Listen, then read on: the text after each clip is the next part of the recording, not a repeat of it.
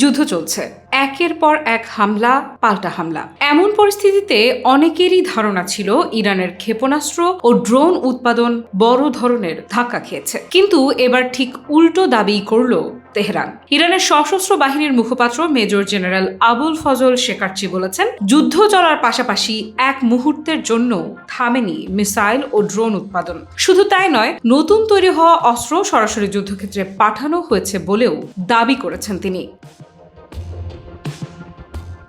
শেকারচি বলেন, শত্রুর অন্যতম প্রধান লক্ষ্য ছিল ইরানের ক্ষেপণাস্ত্র ও পারমাণবিক সক্ষমতাকে পুরোপুরি ধ্বংস করে দেওয়া, যাতে ভবিষ্যতে ইরান আত্মরক্ষার ক্ষমতাই হারিয়ে ফেলে। কিন্তু তার ভাষায় সেই লক্ষ্য পূরণ করতে পারেনি শত্রুরা।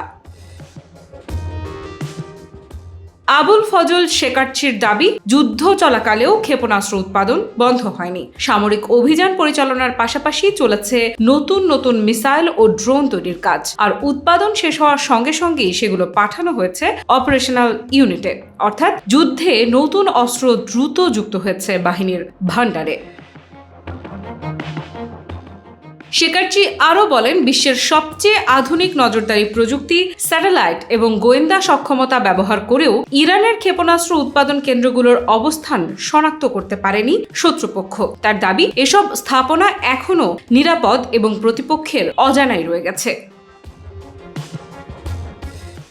সাম্প্রতিক সংঘাতের পর ইরানের সামরিক সক্ষমতা নিয়ে নানা প্রশ্ন উঠেছে। পশ্চিমা বিশ্লেষকদের অনেকেই মনে করেছিলেন, ধারাবাহিক হামলায় ইরানের অস্ত্র উৎপাদন ব্যবস্থা ক্ষতিগ্রস্ত হয়েছে। তবে তেহরান সেই ধারণা পুরোপুরি নাকচ করে দিয়ে বলেছে, তাদের প্রতিরক্ষা শিল্প শুধু সচলই নয়, যুদ্ধের প্রয়োজন মেটাতে আরও দ্রুত গতিতে কাজ করছে।